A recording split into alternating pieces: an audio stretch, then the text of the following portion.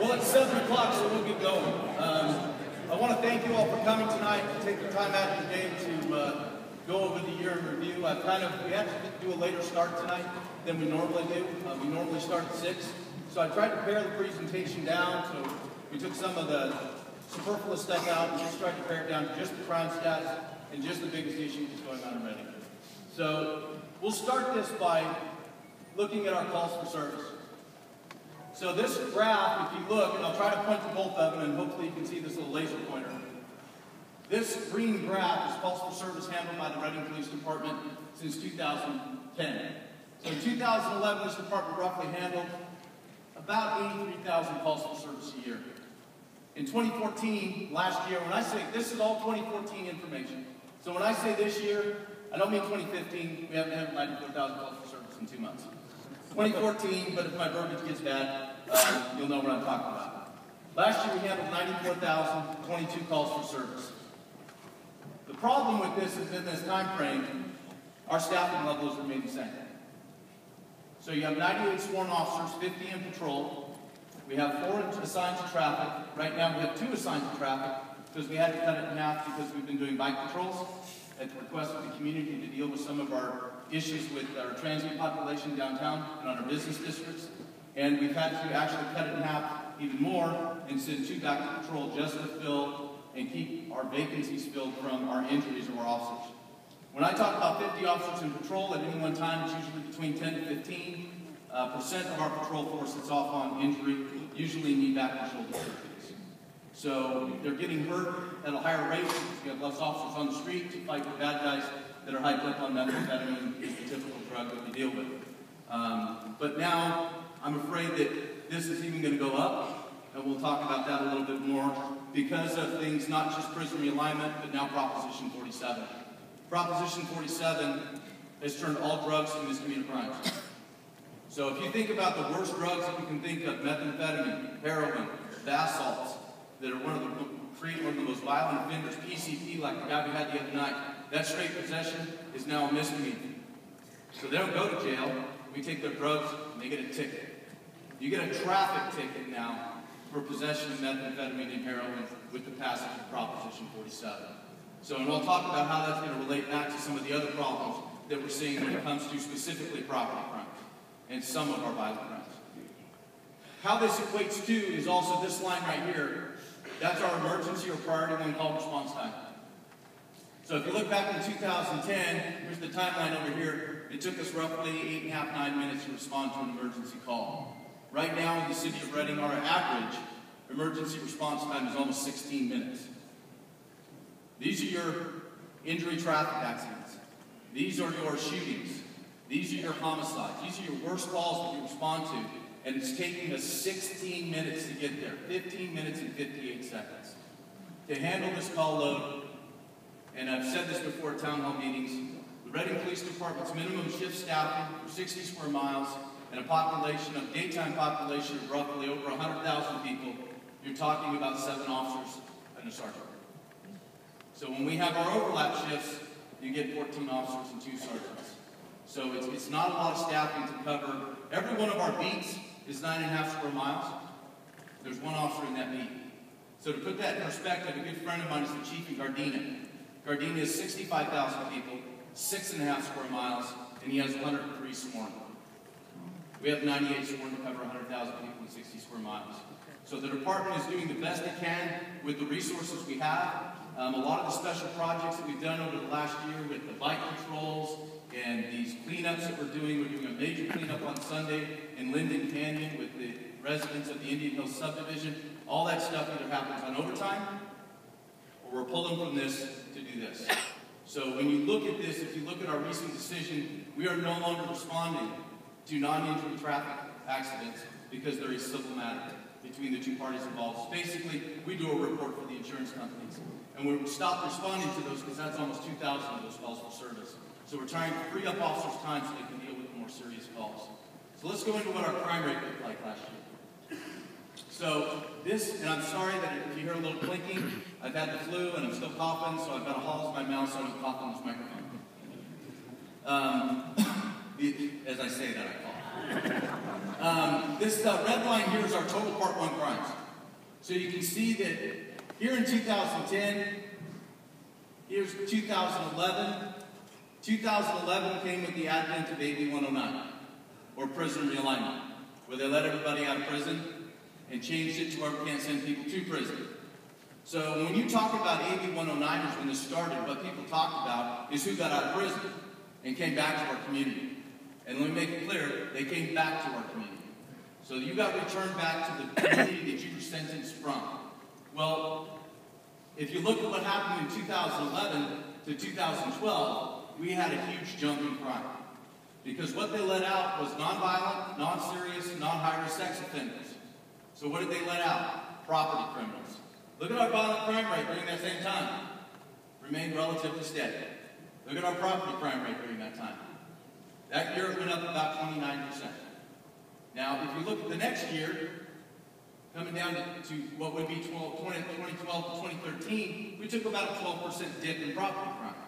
This year we had about a 3% increase. Let me tell you my concern to that. I do a lot of public speaking. I go to every group that invites and wants the chief to talk. I haven't turned down a single one if I'm available since I've been chief a little over 3 years ago. So I do a lot of public speaking. And constantly, I have people coming up to me saying, Chief, I've been the victim 6 times, but I don't call you guys because I don't want to bother you because I know you're busy.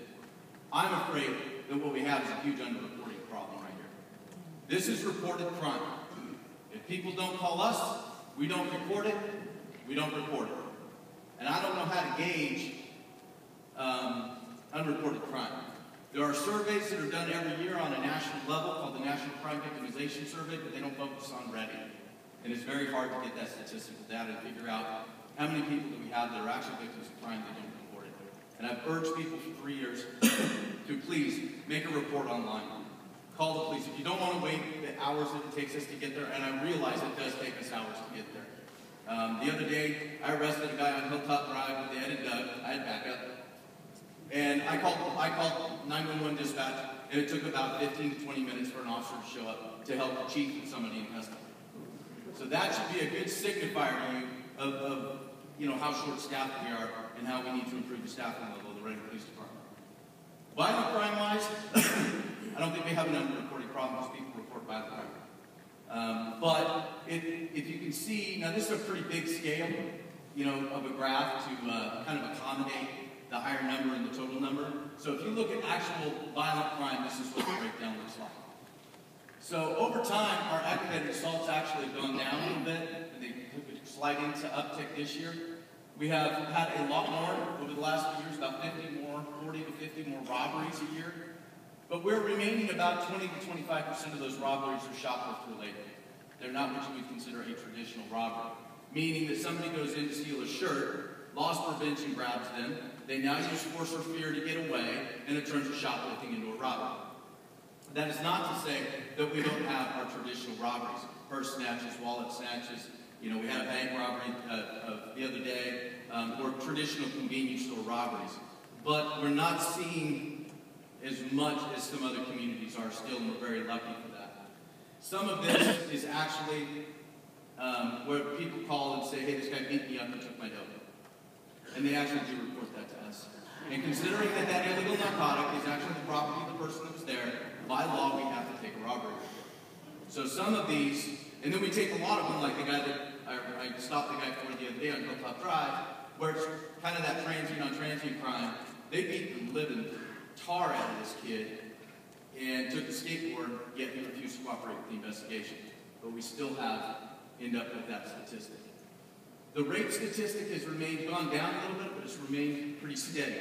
If you look at rape statistics for per capita, Reading is actually fairly high compared to other communities. And that's a plus and a minus, I guess you would say. It's a minus because the rapes are happening. It's a plus because we actually get them reported and we can follow up on it. We have an excellent relationship with the Women's Refuge and One Safe Place, and that is where most of our reports come from. They encourage them to go to the police, report the crime despite the humiliation and other things that come with these crimes, so that we can actually investigate and get people accountable for those crimes. So that's, like I said, it's a plus or a minus. The minuses that are happening, the plus is the fact that we have a good relationship with the refuge and the One Safe Place, so we actually get to report these crimes. Our homicides have stayed relatively steady. All but one of these that have taken place in the 3 years that I've been the chief have been family members or known associates. We're not getting random homicides like you can see where I came from in Stockholm, where there's a lot of gang violence and people are getting gunned down the street. These are usually, we've had one that was a dope-related homicide last year, but the rest of them are all family member-related crimes. When you're talking about our largest portion, if you look at this aggravated assault portion, the largest, about 25% of that is still domestic violence. Domestic violence is very difficult for us to prevent. Domestic violence takes place in the home, but there's constitutional protections to keep me out. So we work, once again, very closely with One Safe Place and victims advocacy groups to deal with domestic violence. One of the biggest problems with domestic violence is really that the victims of that, usually the woman, don't feel like they have somewhere to turn to get away. And we need to break that, empower them so they know that they can break that cycle of violence, so that if you have 118 domestic violence, you don't have one victim that's been violated 5 times because she's afraid to leave because he may need the financial support.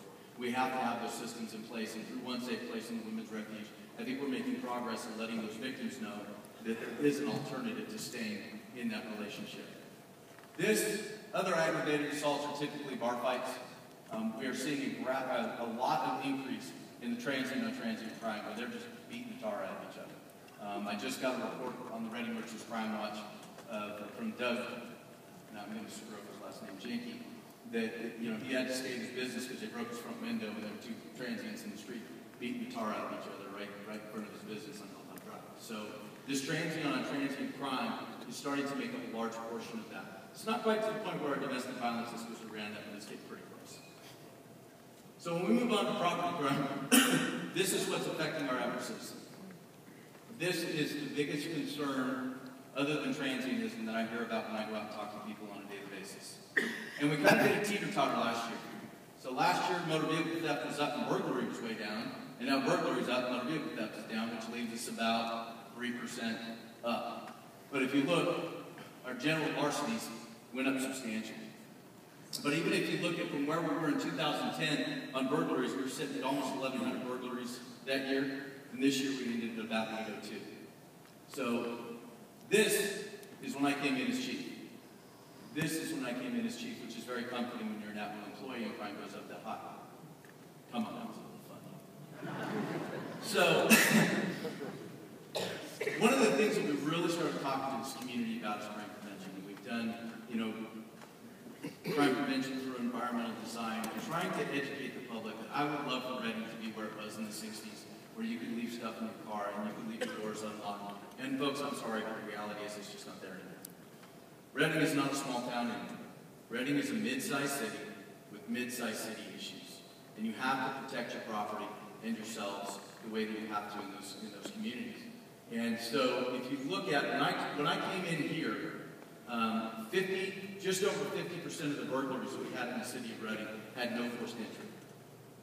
Meaning we were leaving our doors, windows, and other things open, making it easy for them to steal from us. In 2 years, we've gone to only 32% of our no forced entry. Now, has our burglary rate gone down? Yeah, from 2012. Did it go down from last year? No, it didn't. But this is really, when you look at that robbery statistic, or that burglary and that property crime statistic, this is really the only bright point I can find. So we're actually making improvements and making it harder for them to steal from us. And now, this didn't exist 2 years ago. Now we actually have 8%, and we have to count them as a burglary by the Bureau of Crime Statistics reporting, but they didn't actually make entry. That 8% didn't exist 2 years ago. So there are some good news stories in this as well. We're starting to protect our homes, we're starting to pay attention. The biggest problem is this larceny statistic here at 2,600. That is our largest portion. That is our general theft. Shoplifting, theft from your car. And I want to show you something that I haven't been able to get people to pay attention to. Is this right here. Almost half of the thefts that take place in the city of Reading take place from a motor vehicle. Now, I've read the bloggers and I've heard people's criticism. The chief says it's our fault that we're leaving something in our car. That's not what I'm saying. You should be able to. The reality is that you can't. So, crime prevention is not contributing to your own victimization, not making it easy for them to take from you. And if you leave property in your car and valuables in your car, there is an element in this community that will steal it from you. And the more that we can bring that down, the more that we can help our own crime rate. This is how many arrests we made last year. And this is actually up about 300. So let me explain to you what I think is going to happen next year. I think this misdemeanor arrest rate is going to go up, and I think this felony arrest rate is going to go down. And the reason I think that's going to happen is Proposition 47. Because so many crimes, when California passed that law, and it was voter passed, and I will say it was not Shasta County voter passed, but your friends in LA and San Francisco thought this was a good idea. And this bill was passed by calling Californians for safer schools. Let's take money from criminal justice and give it to schools and make them safer. My point to that is great, we made the school safe, but the kids not safe to walk to it. So a little bit of what I talked about earlier, Prop 47, most of your burglaries now, your commercial burglaries, and your thefts now have a dollar value attached at $950.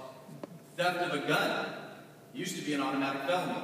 Now that gun's got to be over $950, or it's a misdemeanor. There is a concept in law called the stale misdemeanor rule, meaning that law enforcement officers can only arrest for a misdemeanor when that crime is committed in our presence. So if they walk in the front door of your business, pick up your $750 iPad, and run off down the street, and you have them on video, and I can positively identify that guy, and I catch him an hour and a half later, and he no longer has the iPod, but I know he committed that crime, he is not arrested, because that misdemeanor did not take place in my presence. So we have to refer that report to the district attorney for a complaint. In our current system, do you think they're going to show up to court?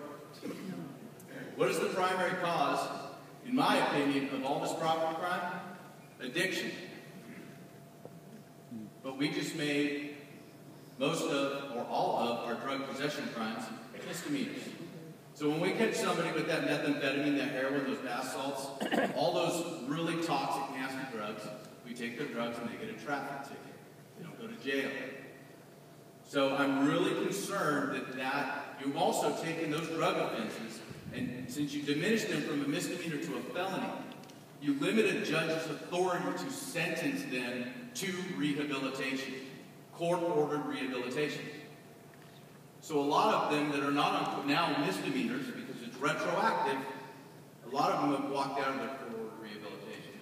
So what benefit are we giving to those that are addicted when they get caught if we can't order them to take rehabilitation? You're just going to wait for them to hit rock bottom. And for different people, that's a different bottom. So I'm really concerned that that's going to have a very negative effect on this property crime rate.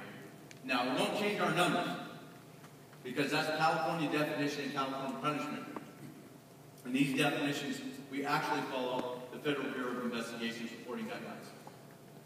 So I'm really afraid that Proposition 47, because you're going to decrease the punishment for most of our property crime, you're going to decrease the punishment or the ability to order people to rehab for the drug crimes that lead to the addiction that leads to the property crime, that this may go up significantly.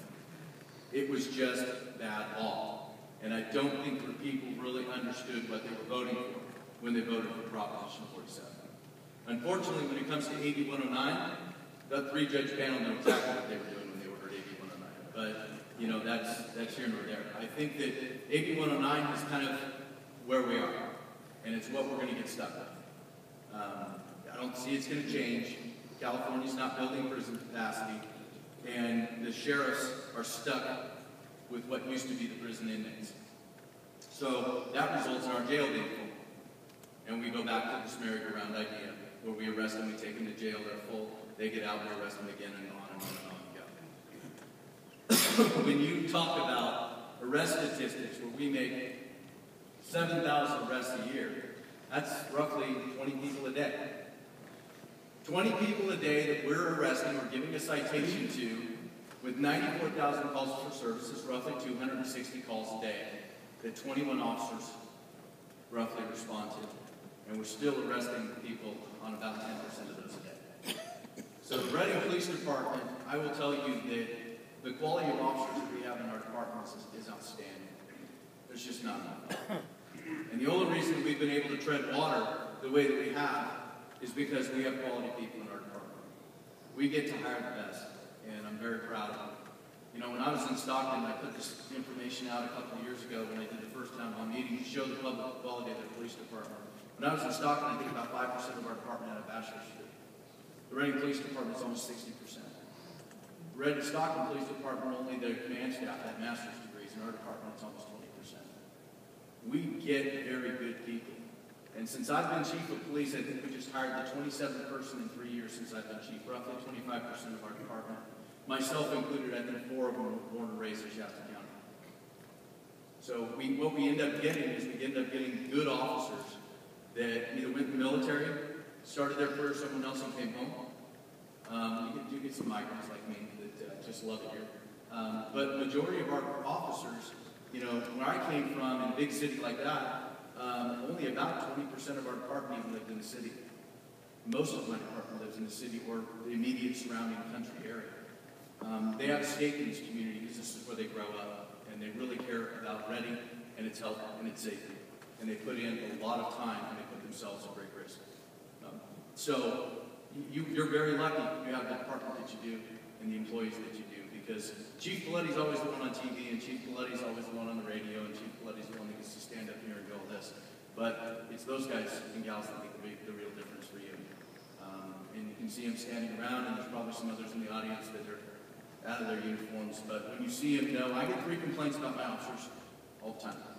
They're cold, they're in a hurry, and they're flippant. They're cold because cops get that way because we see things people aren't supposed to see. Cops get exposed to some very traumatic incidents. They get a little cold as a protection.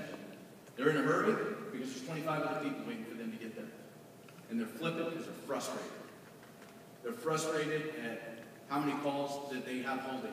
You know, I walked in the police department the other day, and one of my officers said, "Hey, Chief, I've been 10 calls today. Every one of them deal with transients that I've arrested before." So they get frustrated. And unfortunately, sometimes that comes out to our good citizens, not just those that have earned that frustration. And for that, if you get that, I apologize. Give me a call, we'll address it. But you got good people that care about this community, and they're all family people. And they're doing a really yeoman's work trying to keep up with this crime problem and this level of calls for service increase with the staffing that the Reading Police Department is under right now. So,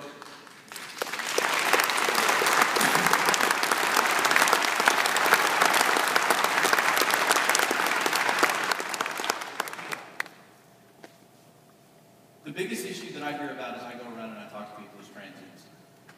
So what have we done about that? Well, we've done a couple things the last year. We tried to take a softer approach. So we partnered with the Good News Rescue Mission, whose Executive Director, Jonathan Anderson, is here tonight.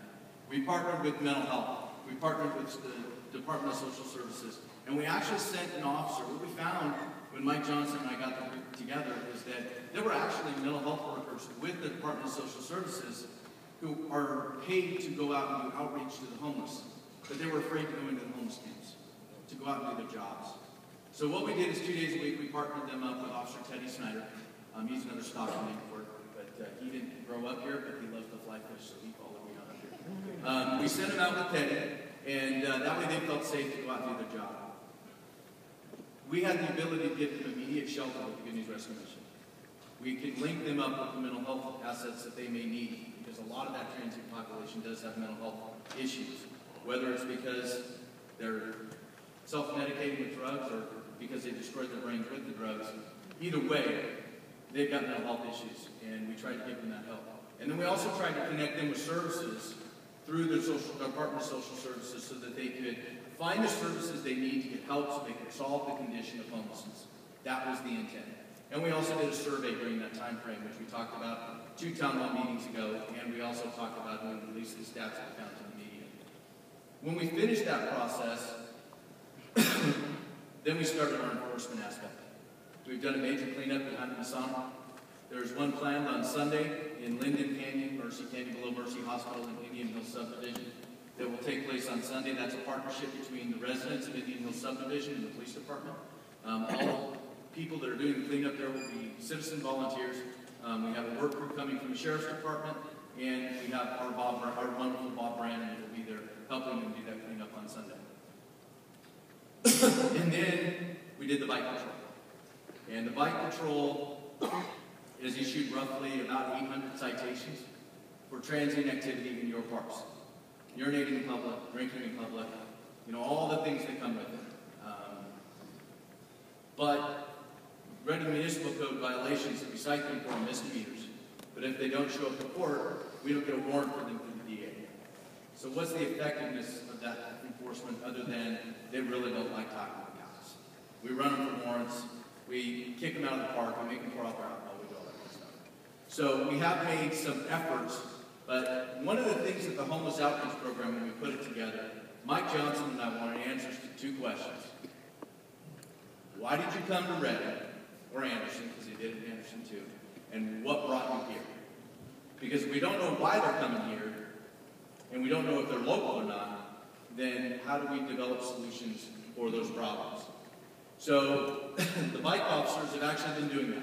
Officer Gary Meadows is sitting over here, who's one of the bike officers that gathered all the statistics. So after I'm done, if you have actual questions for him that you'd like for him to answer, he can come up to the mic and answer those because he's actually the one out doing the enforcement and gathering the statistics. We've also, in a partnership with code enforcement, which Deborah Wright and Gary are right back here. Raise your hands. They're both from code enforcement. And Mike Thomas over there. Mike Thomas is a retired sergeant with the Reading Police Department. He is working part-time now, working with Gary to go out and deal with just transient issues, downtown hotels and squatters and houses. So they have already got one major cleanup done below View 202 up off of Hempstead. That was done by a private contractor because they were able to contact the owners and get that done. They've been doing a lot of work up and down the river trail, posting camps. They're working with us on the Linden Canyon. And if you'd like to hear what the actual pictures I'm going to show you tonight were taken by these gentlemen in January. So what I'm going to show you tonight is the answers to those questions that we didn't get answered in the first survey. So where do they come from to get to the city of Reading? This is self-reported data from the transients on where they came from directly to the city of Reading. And there's various reasons that make this happen. We're going to cover those later. But if you look, not every one of those dots is one person. We put 1 dot per location. So realistically, we've ended up getting quite a bit from other parts of California, as you know, but we haven't got 25 people from Florida. So it's 1 dot per location that they reported that they came from. But that's still a lot of influx into the city of Redding. And we're also seeing that it's rather seasonal. So you have a group of people that come into the city of Redding during the marijuana grow season that are called trimmers. They're not homeless, but they live like they are for the months of the grow season, and they actually go tap off the resources intended for the homeless.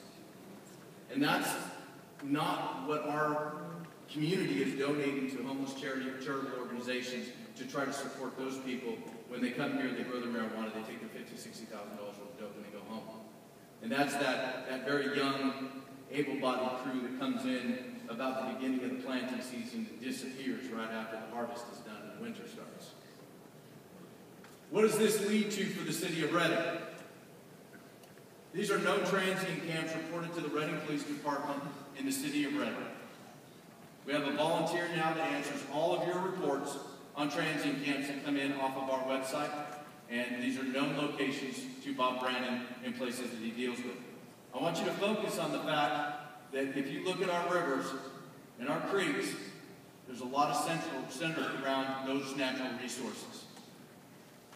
This is the #1 complaint that comes into the Redding Police Department is these transient issues. And we have to be able to find solutions to this problem. And remember, when we talk about this, we're talking about the transient population. We have talked for a couple of years now, as we've been talking about this, that there are actually 3 populations out there.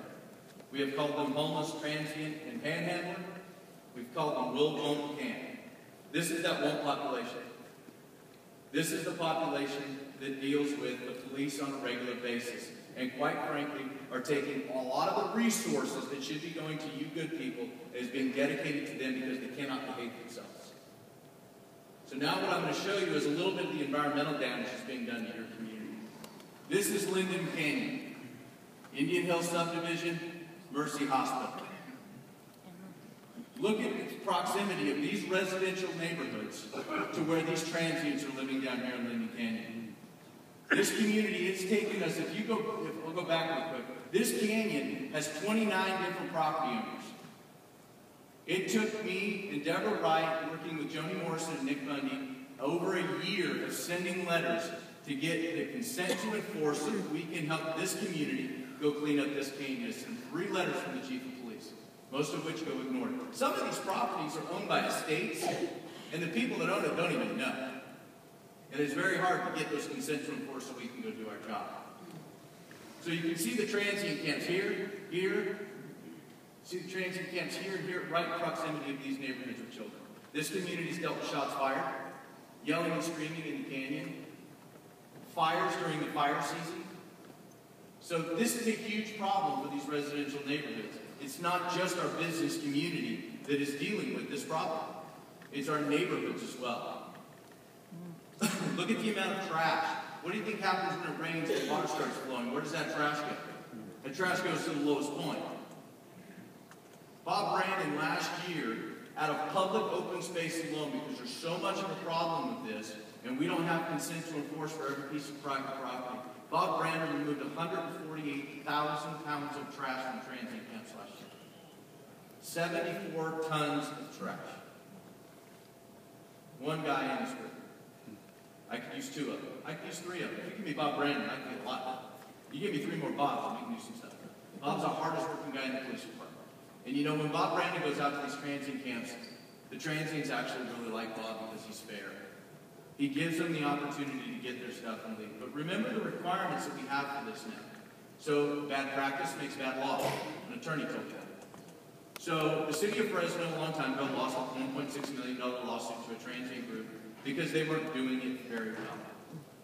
Sacramento lost another $800,000 lawsuit. So let me tell you what we have to do now. We cannot just go clean up their stuff. This is why we encourage private property owners to go clean up their properties. Because you don't have to go through the requirements we do because you own the property. They're squatting on your property. Whereas if the police department does it, I have to tag the property. I have to wait 7 to 10 days, giving them opportunity to move their valuables. And then when we go to clean it up, I have to store anything of value for 90 days. So what's valuable? That's a good question. Is a tent that's soiled with feces and urine valuable? Is a tent that's filled with needles valuable? So Bob has to use his good discretion to try to decide what is biohazard and what is valuable, and we actually do bag and store the property, of which nobody ever comes to claim. Most of the time, once we've tagged it, whatever they wanted, they took, and the rest of it is just trash. So what I'm going to show you really is more of what this really looks like when you get down into the transient camps. It's filthy. There's garbage everywhere. When Nick Bundy did the cleanup of one portion of Indian Hill subdivision, or in Linden Canyon, he removed 2,200 pounds of bicycles. We have charities that give them bicycles, but they leave them in the canyon. There were piles of clean clothes that were unused. Chris Slaga, who has a horse ranch down off in South Reading, that actually started a fire that burned part of our property from a transient camp, says there's miles and miles of toothbrushes down there because we give them toothbrushes, they use them and they throw them away. They don't care. So this amount of garbage that they're creating, this is a lot of environmental damage being done to your community and your natural resources because they can't clean up after themselves. This is all in Linden Canyon. This is what we're going to deal with on Sunday. Gary took these pictures in January. This is your parks. If you can't see that, this is the softball stands at South City Park. And that guy's sitting right there. These are supposed to be intended for your kids to go play. But nobody will go there now because they've been taken over. This is what our park staff deal with on a daily basis when they go to clean bathrooms. People sleeping in them, people occupying the space, and normal people can't go there. This is what happens when it rains and all the garbage flows into the river. So we have a fly shop here in town that actually brings a lot of tourists to the city of Reading. A lot of dollars to the city of Reading. But during the fishing season, I get at least an email or two a week from fishermen from out of town that say, hey, great fishing, beautiful place, not coming back unless you clean those transients off that river. That's damaging our businesses and the economic stability of our community when we have that happen. Our fishermen that walk the banks have to deal with this under our bridges. It makes them feel unsafe. And quality of life and what we deal with in law enforcement really is actual crime and the fear of crime. This contributes to people's fear of crime, and it damages their quality of life. And that's the problem. If the transients never committed a single crime, which since a lot of this population is very addicted, they're also responsible for a lot of our property crime. Even if they didn't, though, it still makes people feel unsafe.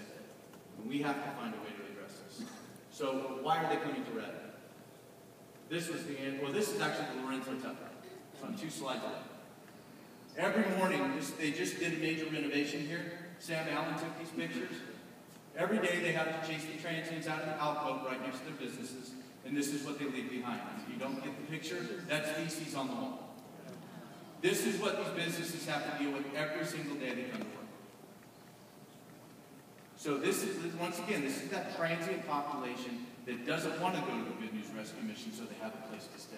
This is that drug-addicted life choice group that we have to deal with, and we have to find a way to deal with. And this is why they come to Reading. This is reported. We interviewed 188 transients.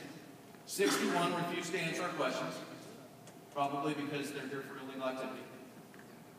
29% say they were traveling through and got stuck. Well, we have a freeway that goes through the middle of our city, and we have a Greyhound bus station here. So we've started a bus ticket program. It was part of the Safe City project. The Good News Rescue Mission has taken on that project. Here's the problem we see, and Jonathan and I were talking about this, so I'm not shocking Jonathan in any way, shape, or form. Most of those people say they got here, they want to go home, but I don't have family at the other end. So maybe we need to relook that requirement. If I'm a free will person, and I don't want to be in Reading, and I got stranded here because I ran out of money, or I came here with my boyfriend to get a 215 card, and now I'm stranded, and I want to go back to one of those states that they came from, why should we make any other requirements? Why don't we acknowledge their free will to let them go home? Why would we travel?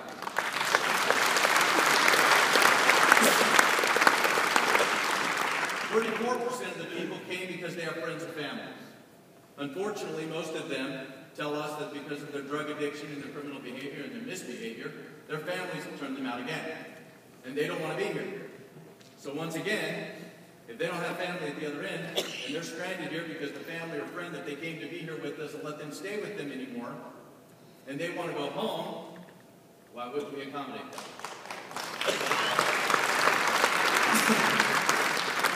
If you look at combining those two statistics, that's roughly, and I'm going to use round numbers, about 60%. If 50% of those people say, I want to go home, and they got a bus ticket from us, then 30% of our transit population just went back with the camp. The other portion of this say that they come here for free access to charitable services. I can't change that, folks. I don't have the authority as a chief of police to go tell charities how to do their business. What I'm telling you is that your voice does. This community needs to decide how it wants to be known. This community needs to decide what its attractors are.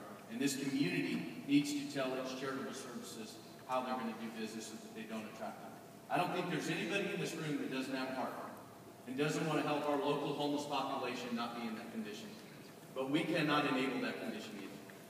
And we can't make it easy and comfortable for them so that they don't have to go to the Good News Rescue Mission and get help.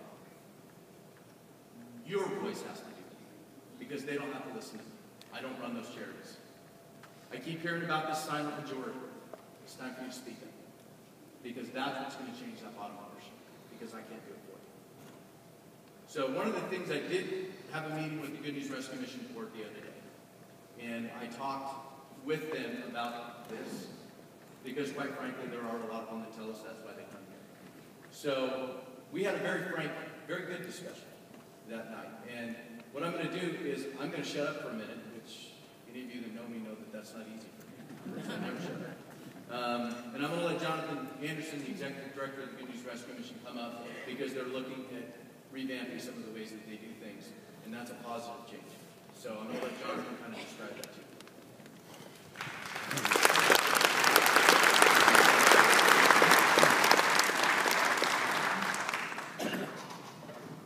Just turn it around. Thank you, Chief, for giving us this opportunity, allowing us to be here. The mission has been in this community for 50 years now.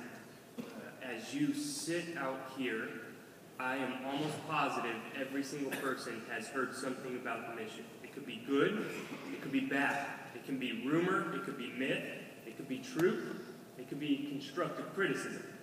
But I'm almost positive everybody has heard something about the mission. We at the mission have taken a very candid look at what we do. We've had, over this past year, some candid conversations with Chief Coletti. We've created partnerships with all of our local law enforcement. We've created partnerships with our community colleges. We've listened to all of the criticism that's been coming to us in this past year. We have taken it to heart. We've swallowed our pride in some areas. And we've begun to make some very necessary changes at the mission. Here's what's important to know. Every homeless person who comes to us has a poverty mentality, and it's wrapped up in saying, I'm homeless, therefore you have to give to me. It's entitlement. At the mission, we want to radically shatter that mentality and replace it with the mentality of, I'm only homeless for a season because I have every resource in this community to get better. So while this community provides to help me break my cycle of poverty, what can I give back? How am I going to give back to my community? So this mentality at the mission, we are offering people the opportunity to dismantle the poverty mentality and get into a mentality of giving back. That giving back can look like homeless people who are volunteering to clean up the river trail, to clean up South City Park, to help clean up some of our local businesses. Is that going to happen? Well, it's already been happening, and I'll tell you that in a second. We're not changing, but we are emphasizing on our theological message, because we're faith-based, one very simple command that Jesus said: go love your neighbor. So how are you going to go into your community and love your local businesses? How are you going to go in and show love to people? while you break your cycle of poverty and give back to your community, because your community is helping you break that cycle. So with this, we have taken a look at what we do. We have now opened our campus to an all-day schedule, so people don't have to go and be idle at South City Park. They can be active on our campus in efforts to break their cycle of poverty. So we're helping them not have to be idle on the streets. There's so many initiatives we're taking, but I don't have time to talk on those. So what I will say is, as we move forward with this, partnering with Reading Police Department, Officer Gary Meadows has been very instrumental with us as well. Officer Moore, we had a great conversation. We have implemented a software database to track every single person who gets services from us. We track everything about them. We're going to hold you accountable to loving your neighbor. So, we do not tolerate panhandling. We do not tolerate stealing shopping carts. We do not tolerate loitering in front of businesses. And our staff now canvass this area. And if we see you breaking those policies and procedures, you get an alert on your account, and it goes straight to my cell phone the moment that you come onto our property. And we get to say, hey, on this day, this time, this is what you did. And before you receive our services, we need to have a talk about your negative behaviors in our community. Because we're not going to put up with it. So this effort, doing this, and it's a collective impact. We have hundreds and hundreds of people who are coming to help us with this. In 2014, we put together services that are helping people break their cycle of poverty. We built an adult basic education center, a job readiness center, a college readiness center, which we partner with the college and share some probation on. We have built a financial literacy course. We have built things to help people break this cycle of poverty. We've opened our campus to a day-long schedule. We even started and built our own mental health facility to help people get through mental health. With these efforts, in 2014, with candid conversations with the chief and with others, we were able to help 131 homeless people get off the streets in Shasta County and into permanent sustainable housing. We were also able to see 50 people who are currently at Shasta College, Simpson University, and Chico State, all with an average GPA around 3.5. We were also able to help 50 people enroll into our drug and alcohol recovery program, and we have 17 people who to date have now taken advantage of our Journey Home project, which was offered through or sponsored by the Safe City Project. If you did the math, in 2014, that's 250 people who wanted to break their cycle of poverty, and in 2014, in 1 year, 250 people are no longer on the streets of Shasta County. They are in permanent sustainable housing, breaking their cycle of poverty. That's what our community is doing. And it's only because of candid conversations like we have, listening to constructive criticism, and making the necessary changes we need to. So, thank you, City of Reading. Support what's happening, and let's continue to go forward. And thank you, Chief.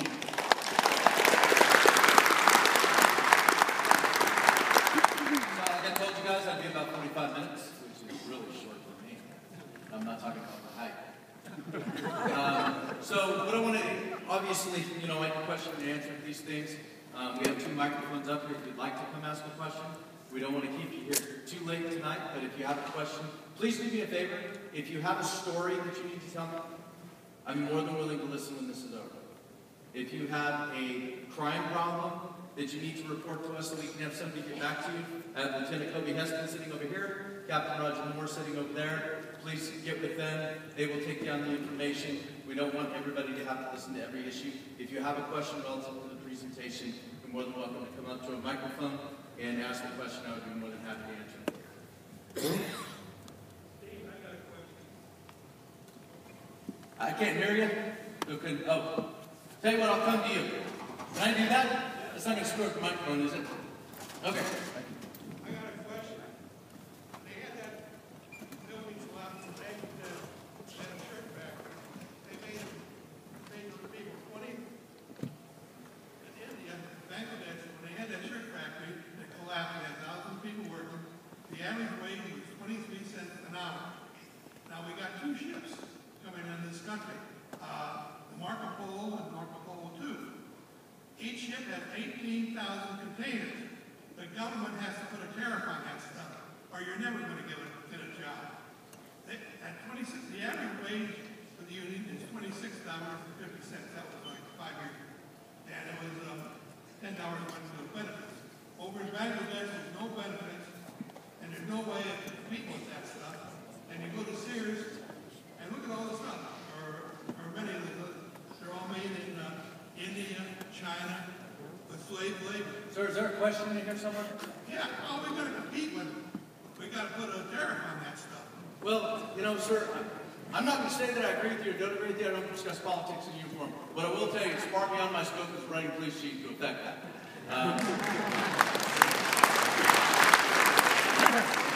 However, if you'd all like me to run for president, we'll talk about that later.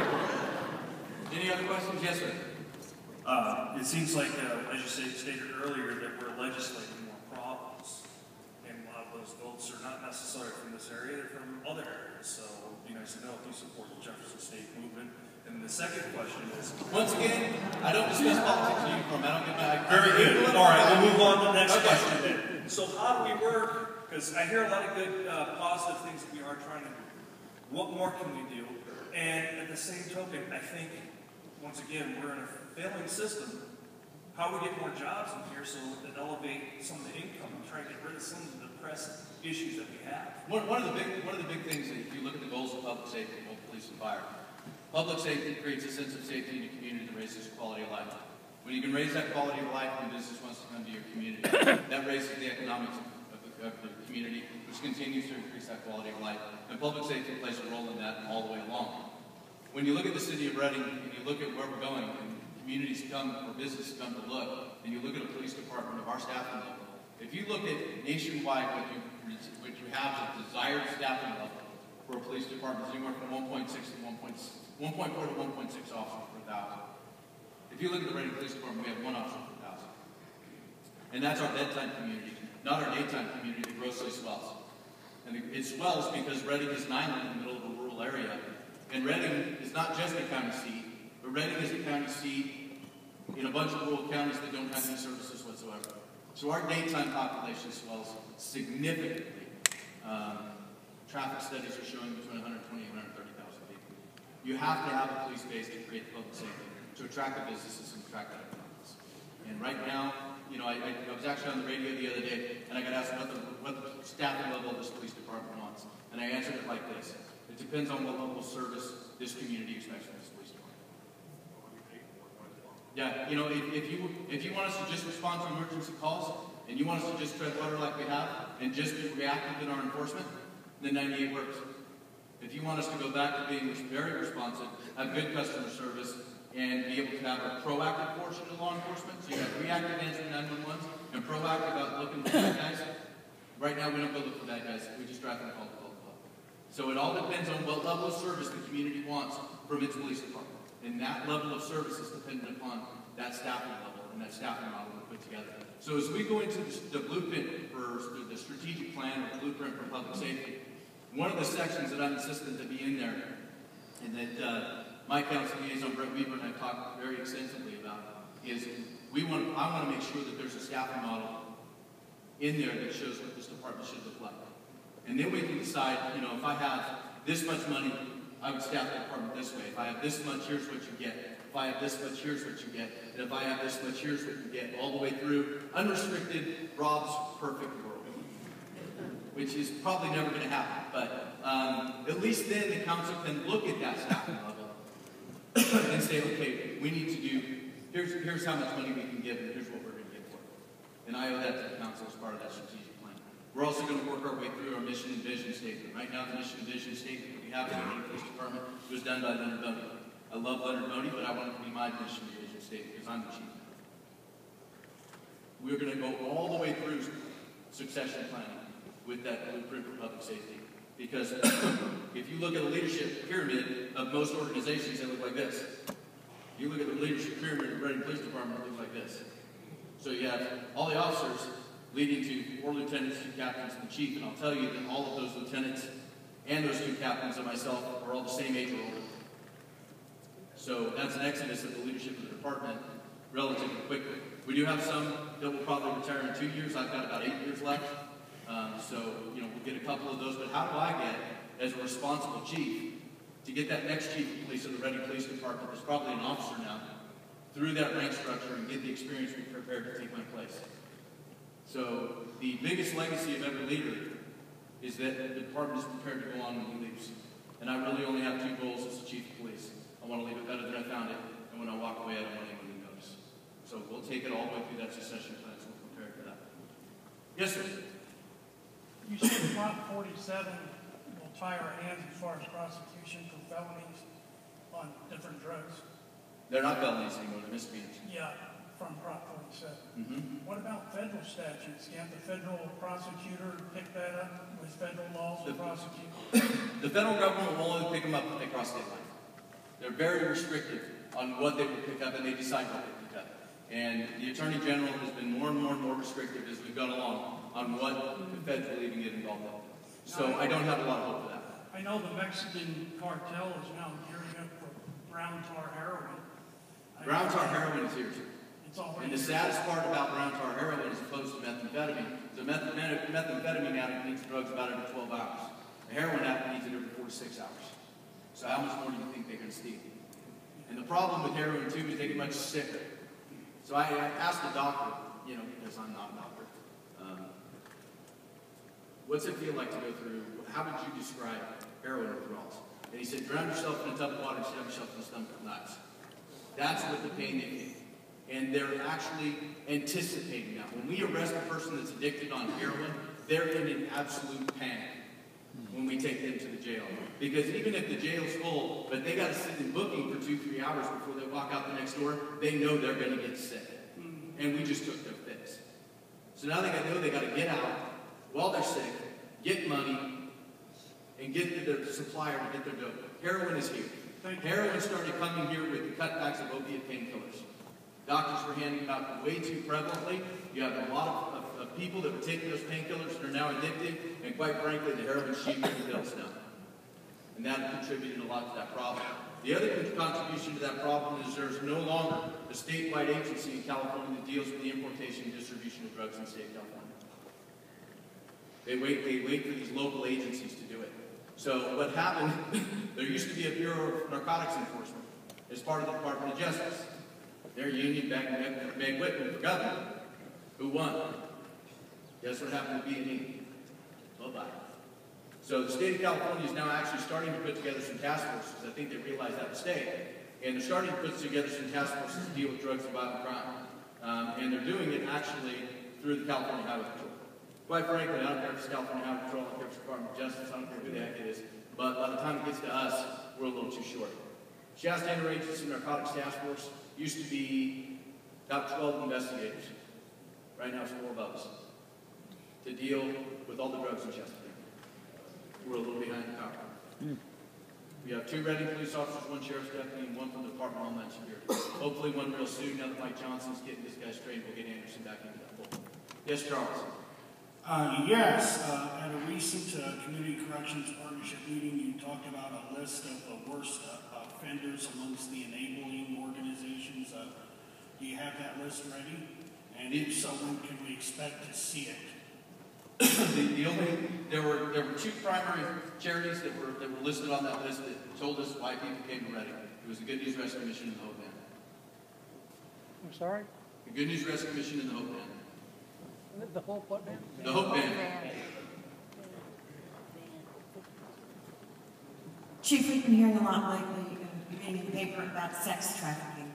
Can you talk about the present of that crime in Reading? We have that one case. Actually, this gentleman right here is the one that broke that case, Jason Schroeder.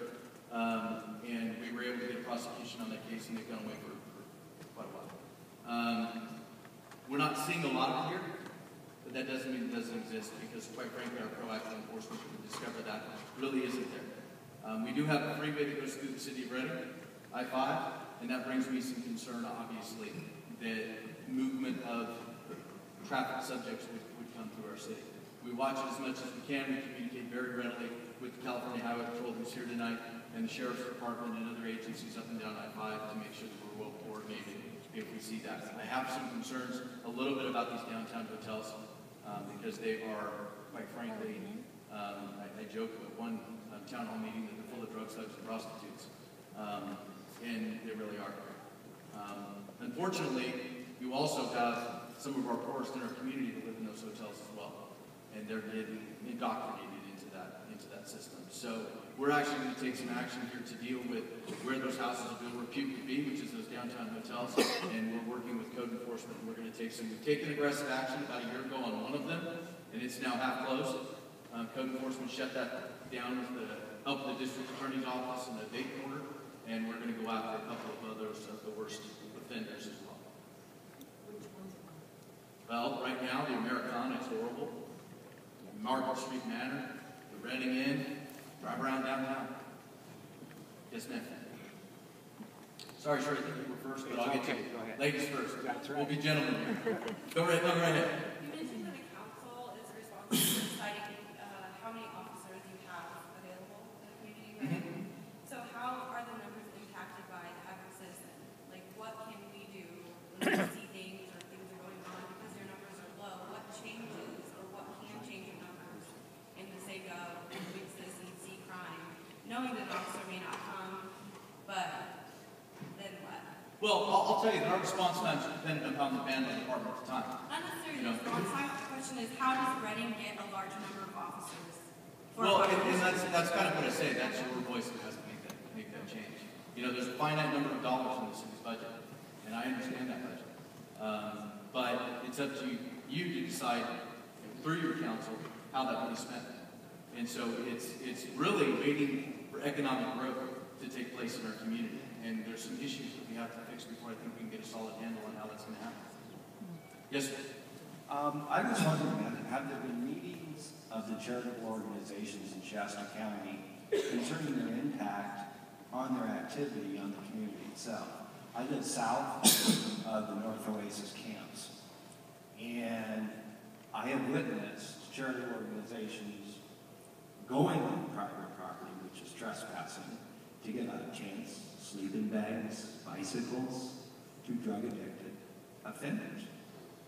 And it's really bothersome for me as a citizen who's trying to combat the problem through involvement, and seeing charitable organizations with an intent to help are actually really damaging the environment, because all of those things that have been given to them are left behind and end up me cleaning it up because it's flowed down the creek to my backyard. I wonder, has there ever been a meeting with charitable organizations about the impact of their behavior?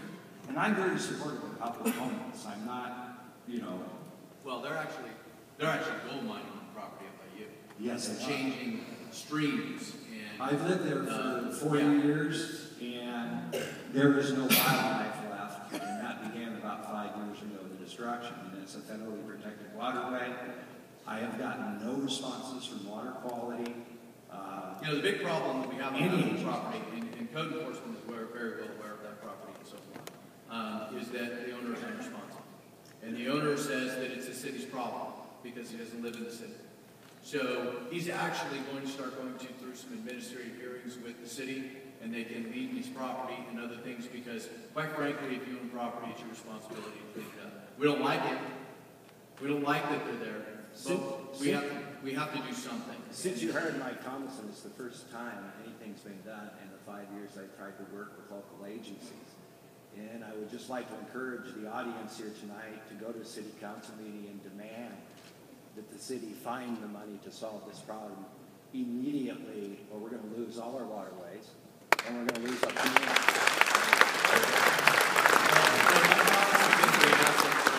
The council approved the money for us to be able to hire him part-time.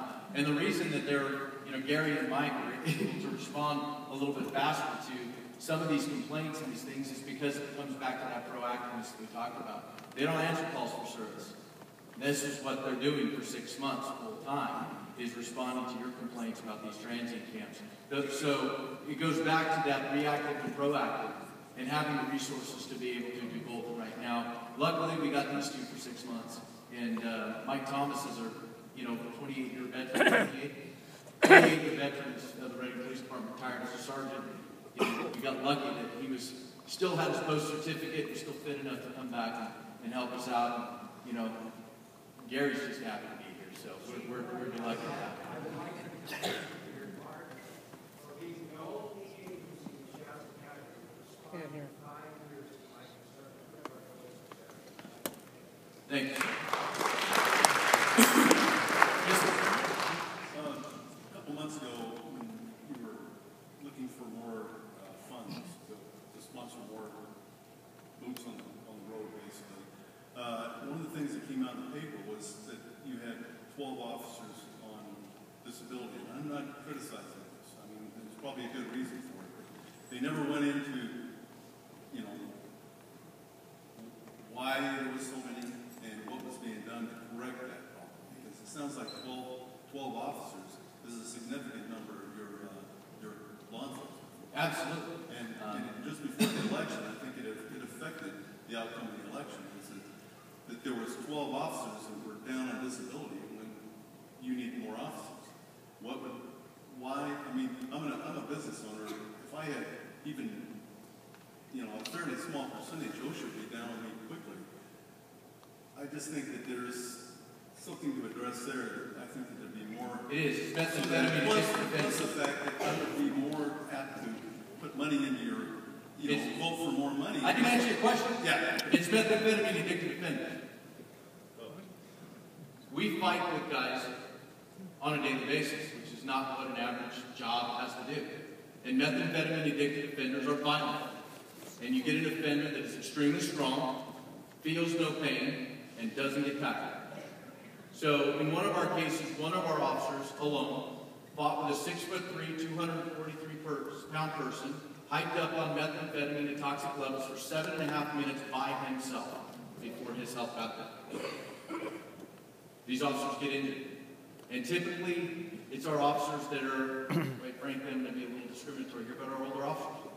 The average person retires from the NFL at 35 because they get injured more and they slow down. Those guys only play 16 weeks a year and they only get hit hard on Sundays. Our guys get hit hard every day. And we don't have the officers to do the job without them. So our officers are fighting with addicted offenders longer by themselves, which quite frankly is creating greater injury to our officers. And because those fights sustain for a lot longer, it's creating greater injuries to the suspects as well. But we've been very lucky so far that in those major fights we've won those fights. Because I've said this before and I'll say it again, my biggest fear as a chief is someday to have to give a speech. And not because I want to connect with my community, because I'm giving a speech at a funeral because we lost all those fights. Luckily, so far, we've won everyone. I've heard you speak several times regarding the large homeless camp by Mercy Hospital. You've talked about going in and cleaning it up several times, and it's probably one of the larger homeless camps because of the proximity to the mission. It just happens to be. Has anybody explored acquiring the 29 parcels from the owners, since that land is half undevelopable anyway, so it is city-owned, and therefore if a homeless camp starts to develop there, you don't need permission from a private owner. We close that canyon permanently by the city acquiring that land through eminent domain or through just purchasing it, because half of those pieces may be in trust accounts, and like you said, the owners aren't even aware that they own the property. Has anybody ever explored that instead of just using resources over and over again to just go in, chase them off, and then clean it up? And maybe solve the problem permanently by the city acquiring that land. We just sold Turtle Bay for $600,000. We should have some cash laying around to acquire the 29,000 or 29 parcels to close this problem for you. The honest answer is, sir, no, I didn't think of that. But that's a hell of an idea. So I will make sure that I take that idea forward with the city manager, and they can assess whether or not, I don't buy properties, police chief, but I'll bring the idea up, and thanks for bringing it forward. That's one of the things I love about these things is, if we wait for Rob to have all the good ideas, then we're in trouble. So, anybody else have any questions? Yes, sir.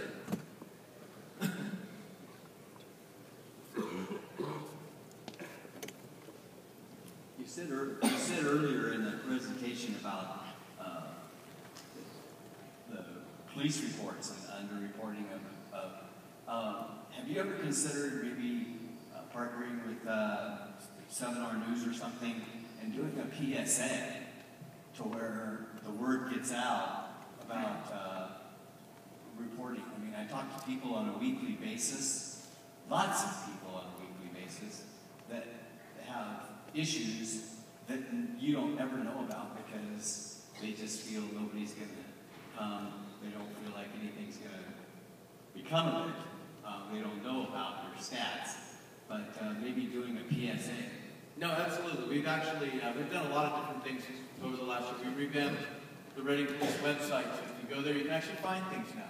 We had to file a police report on our website, and quite frankly, as the chief of police, I got on it, and I couldn't find it.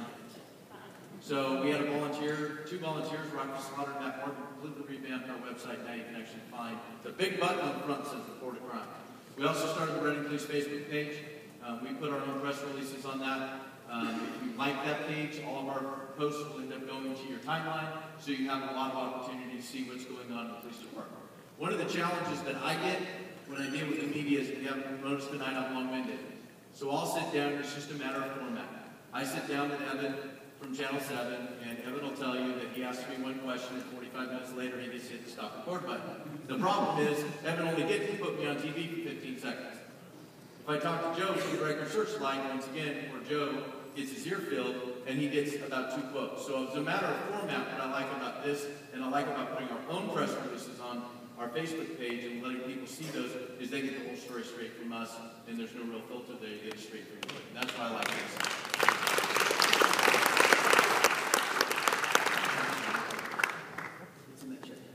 Yes, ma'am. Who was first?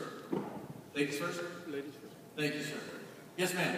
We had somebody come up and ask about what we could do. Could I, as a victim, could I address that to the gathering?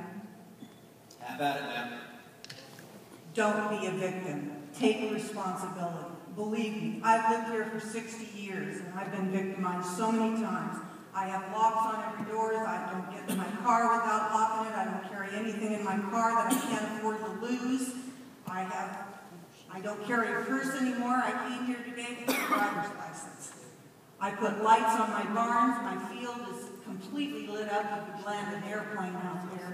Don't set yourself up, because they're just looking for an opportunity. So help the chief out and take responsibility. And in Chris's case, you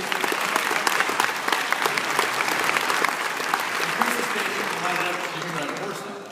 She's got beautiful horses. Yes, sir. Well, as a business owner, I want to ask you what we can do and how far I could go if somebody walked into my place was stealing something. How far can I go to stop them? I mean, will I get sued if I go over there and forcibly stop them? Will I get arrested? How far can we go as business owners? Well, that's some of the problems we're facing with a large like Safeway. Right. You know, South Red. Quite frankly, you know, people call them Safeway and Unsafeway, and I hear it all the time. So we had a good meeting with them the other day to talk about what they can do. They're changing their hours and doing a lot of other things. But if you look at Walmart, if you look at Safeway, if you look at most of our major box stores, they won't intervene because of the liability of the business if you hurt the person that's there. So if you can get your property away from them, get it away from them, let them go out the door, call us, and hopefully the demand on their parking is low at the time. You're opening yourself up to the liability. And I'm not a civil attorney, so, you know, I'm not going to give you advice there, but, you know, I would love to be able to tell you that I'm going to be there in a couple of minutes. But like I said, when I made my own arrest on the street the other day, because I don't drive a patrol car anymore, you know, I waited 15 minutes. So what really it comes down to is what risk do you want to put yourself into, both physically and liability-wise. And I'm sorry that that's the answer. If I had more cops, I could get them there a lot faster, but our response time is just not there. Well, in other words, we just let them go and don't do anything to them. Well, like I said, it's your call. I'm not a civil attorney that's going to tell you, you know, hey, you can accept this much liability and you can't. I think you're putting your personal safety at risk and you're putting yourself at risk. I mean, can I ask a question? How far can we go if they're threatening us? We had someone come in our business with a gun and actually threaten our customers. Every person has a right to defend themselves on the property. So you're held to the same standard that a police officer is. You have to be able to articulate the circumstances and the totality of the circumstances required to use the force that you were going to. And that's the standard that police officers have to take when we use force. So if a police officer uses a baton, or a police officer uses his gun, or taser, or anything else, we have to document the totality of the circumstance that required that use of force, or we get sued. Believe me, we get sued a lot. So you have to just know that there is a reasonableness standard that use of force is judged by both citizens and cops, and you're judged by that same standard. So the criminals know that they can walk into any place and really take what Let's get to that point. So we have no right to defend ourselves. I didn't say that, ma'am. I just explained it to you. You have to be able to articulate based on a reasonable person's thought process at that time and be able to justify the use of force that you use, just like my police officer. But if they take something and they're not forceful, and they steal something, I'm not telling you to let him go. I'm telling you to get your property back. Got it. Okay? But don't beat the hell out of the guy because then you got a problem. Yes, ma'am. So Sunday I was a victim of car theft, and granted it was recovered quickly Tuesday midnight around that time over Halloween.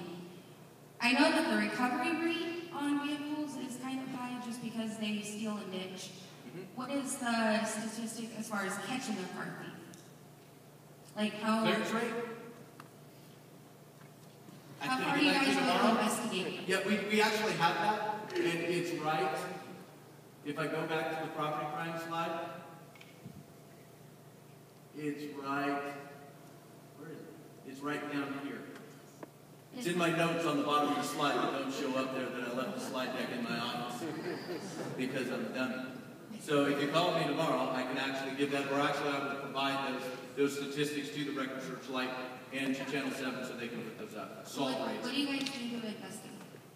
We have, for property crimes, for the city of Reading, we have 2 investigators for all that. Now, when it comes to vehicle theft, that's where the California Highway Patrol comes in, because they're with their North Division office, they have an investigative team with the California Highway Patrol that investigates and coordinates with us on the investigation of 1051s or stolen vehicles. So we do have an investigation on that, but quite frankly, most of the investigation, they're looking at chop shops, they're looking at serial guys. Most of them we catch because we see the car. So the faster, if your car's stolen, the faster you get that information into us, and the faster we get it into the computer system. It gets aired over all of our mobile data computers. They air it on the radio. You know, your stolen Plymouth Voyager van, white, silver, license plate number, and I'll tell you, cops love to hunt stolen cars. So we actually, most of the time, quite frankly, you're right, they're ditched. And people call us and say, hey, this car's been here forever, or you find the car because you're smart enough to put it on Facebook. And unfortunately, you put something on Facebook, 50,000 people are going to tell you where a white Plymouth Voyager is. There's a lot of them, but you know, we find actually a lot of citizens find their own cars. Their friends see their cars because they know it's stolen, and all that information is good. But let us come to get it because we can actually, you know, try to get some prints and stuff on it, figure out who did it. But once again, you know, it's a non-prisonable felony. Yes, sir.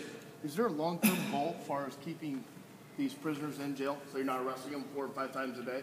Is there a long-term goal for that? The sheriff, the undersheriff is here, but the Sheriff Pasenko actually was able to secure a grant from the state to build a 64-bed expandable to 120-bed facility.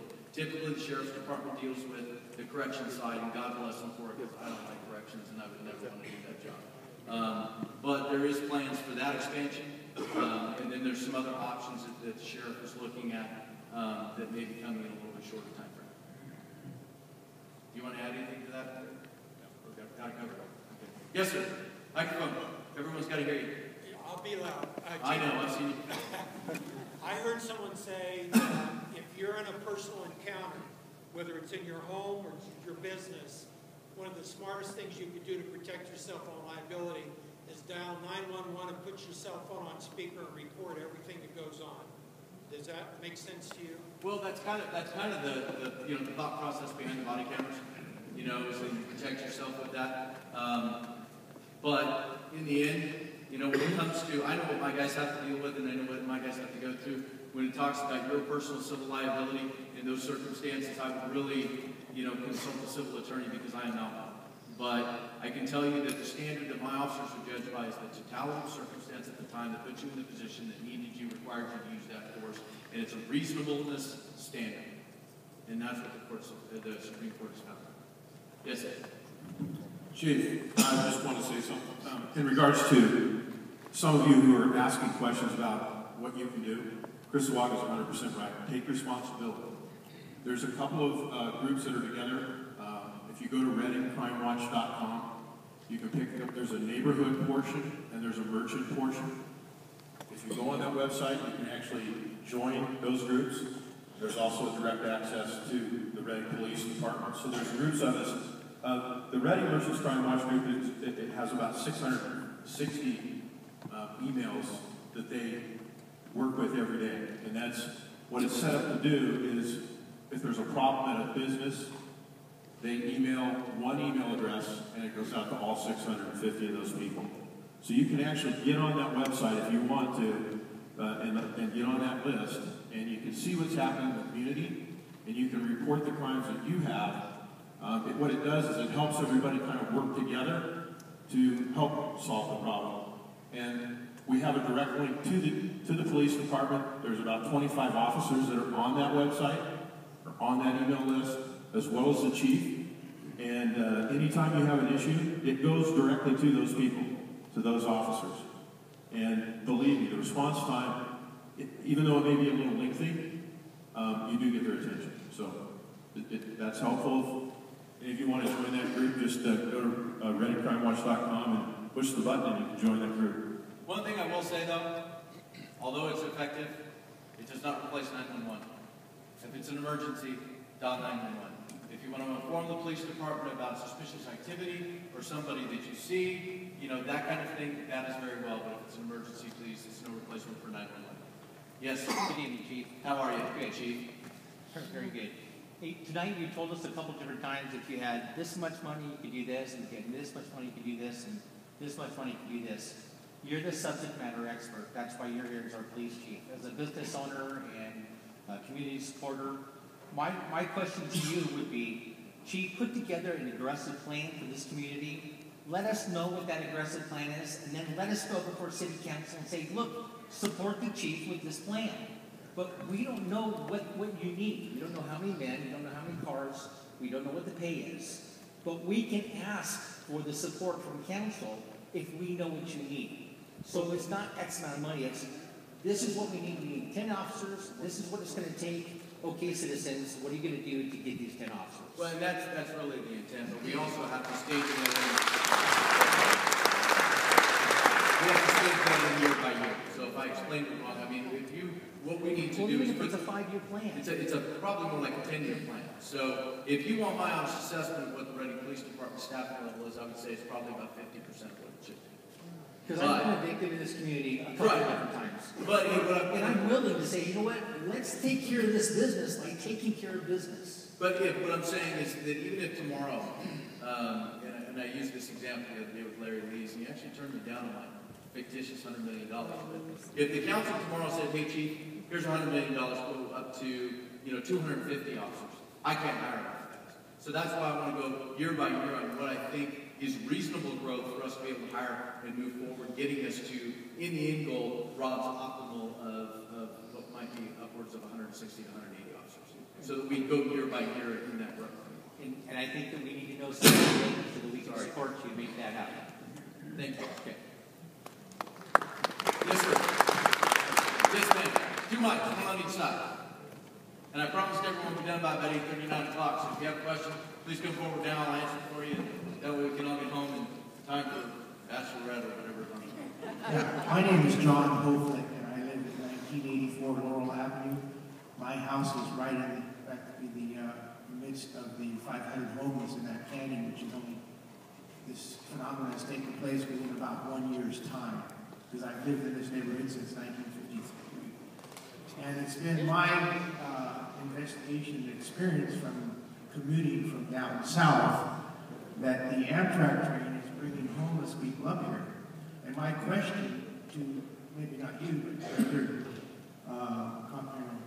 colleagues, is who's paying for these homeless to come up here? And who's directing them to come up here?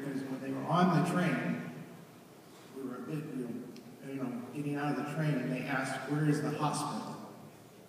Somebody's directing them to come here, somebody's directing them to go to this area, this major encampment rented around my house. And as the Reading Police Department knows, I've been a victim many times with 911 calls and over $30,000 worth of damage to my personal property. So I just wanted to ask you that question. If whoever can investigate this, your investigative team, who's directing you people to come to Reading and to pay for them to come here? Because the Amtrak ticket from LA costs quite a bit of money for the whole family to come here. If you get on Google and you run homeless resources and you get homeless resources ready, it is about 3 pages of scrolling. And they do Google searches. That's number one. Number two, when you talk to them, like the guys that we talked to the other day was a couple, Florida bought them a bus ticket. Tom Senko ran into a guy the other day and he said, hey, I got sent here by Colorado because I was told I could get my surgery here and I can't get it there. Now I just found out I can't get the surgery here either. What am I supposed to do? And Tom said, go back to Colorado. So, I keep hearing about this white van that keeps pulling into downtown and unloading a bunch of homeless people and driving away. I got my suspicions of where it's coming from, but I don't know yet, so I can't say. But if anyone sees that van, give me the license number and I'll run it, and I'll address who's dropping them off. The fact of the matter is, there are people coming here from other places. And whether it's Florida, or whether it's Tehama County, or whether it's Siskiyou County, or whether it's Arcata, Teddy Snyder pulled over a car the other day with 5 guys in it. Oh, don't worry about us. We're just going to get some medical care. We're going back to Long Beach. We'll be here about a week. There's something that's drawing them here, and this word is spreading. And we as a community need to be able to change that so that we have enough low socioeconomic challenged people in our own community. We need to be able to be empathetic and deal with our local homeless and not attract them from other communities. And that's the message that I'm trying to get. Yes, ma'am. I'm really sorry to say that City Council, we need to disband them because they're not listening to us. We go there and we talk to them and they will not listen to us. The other night we were talking to them about the $90,000 that they're spending to have someone from Red Left come up here and do your job. And we told them that they needed to not do it. You know how to put safety on the streets, but City Council won't listen to us. Are you talking about the consultant? Yes. Okay, well, let me be real clear what that consultant's going to do. That consultant is going to help us piece together a plan. That consultant is going to piece together a county-wide plan and facilitate meetings with members of the community and other things. That consultant ain't going to tell me how to do my job. So it's important, because these are labor-intensive things to put together, the consultants do a lot to facilitate community interaction, community input, and piece the whole thing together. He's not going to tell me how to run my department. Well, then Reverend Searchlight needs to get out of here. Because what they're saying is not what you just said. Okay, well, you just got it straight from me, and that's why I do this. Yes, sir. This is my 3rd meeting, and I really appreciate that you're doing this. Thanks, sir. The homeless camps, one thing I've seen at Mercy and Clear Creek is clean it out and come back, clean it out and come back. Is there anything being done so that they don't keep coming back, or they just move like Clear Creek? It looks like they're going up the canal a little bit and hang out there more. Well, and I've described this in some of these town hall meetings like this. Sometimes the police department's a little bit like a boat. When you drive the boat through water, the water separates, and when the police go by, the water goes back in. The fact of the matter is that yes, we are relocating them and moving them around. I can't force them to change their life. All we can do is give them the opportunity, and if they don't want to, then we make them uncomfortable enough to where they go somewhere else. But I think there's some things that we can do that are different. We would love to be able to hit these transient camps a hell of a lot more often so they don't create the environmental damage that I showed you tonight. I just don't have the resources to make that happen. So we're going to continue to get these big cleanups as often as we can and as often as we can get these resources. But there's too much of it to go around. So private property owners, I urge you, if you have property that has transients on it, we will come, we will cite them for the trespassing, we will make them leave. But if you clean up your own property, you have a lot more authority to do it a lot faster than I do. I have to store their property for 90 days. I had to buy a shed in the back of the police department to store homeless property because the critters crawling off the property were contaminated with criminal evidence. Skates, lice, other things. So if you have a lot more authority than we do in some cases, and I urge you to keep your property as clean as possible. If you own property and you don't live there, please go visit it. Please go visit it and help us keep it clean so that we can keep our community clean. So I see no one else at the microphones. Yes, sir. You guys got to stand up or I'm going to call this thing quit. Yes, sir. The final stages of doing the neighborhood watch program is yes, sir. Information on the Ready Police website that we can make sure we cover all the bases for that, and are the resources that we get an officer come to our final meetings so we can. Absolutely, sir. And I have a volunteer that is working with Mike Leonard, Jason Schroeder, right there, and he'll give you all of that information. Jason is now, he started stand-up ready, and for a lot of begging and pleading, and he's actually a volunteer at the police department now that works with CSO Mike Leonard, and either him or Mike will come and do that for you. Yes, sir. Next one is directed toward Jonathan. I work less than a block away from the mission, and we have just this week hired a security guard full-time, 24/7, 7 days a week, mostly for families. But every day I go by the mission, and there's at least 6 people that are just on the sidewalk by the tire shop, and they're there 6, 8, 10 hours a day. So I'm thinking maybe we could take a stroll down the street and see what's going on. Thank you for having this meeting. Absolutely. Ladies and gentlemen, Chief, my name is Doug Christian, and I'm president of Shasta Humanity Project, and I want to ask the Chief one question and just bring this to everybody's attention. One of the main questions that the community wants to know and I want to make clear, is Shasta Humanity Project has a vision and a plan to develop transitional housing. Our goal is to develop transitional housing for local people who are homeless and falling upon hard times. Chief, I would like to work with you and for you to help us to develop a strategic plan so that we can do on our screening process so that we do meet that goal. I'd be more than happy to work with you. Here's my big concern when you start talking about homeless encampments or tiny house projects is how many police. That's the biggest challenge. What's the security plan? So, Chief, and that's something I'd be more than happy to meet with you and talk Chief, about. I was a security contractor, CEO in the Bay Area for 12 years. Let's chat. Let's chat. That sounds good. All right, folks, I thank you all for coming.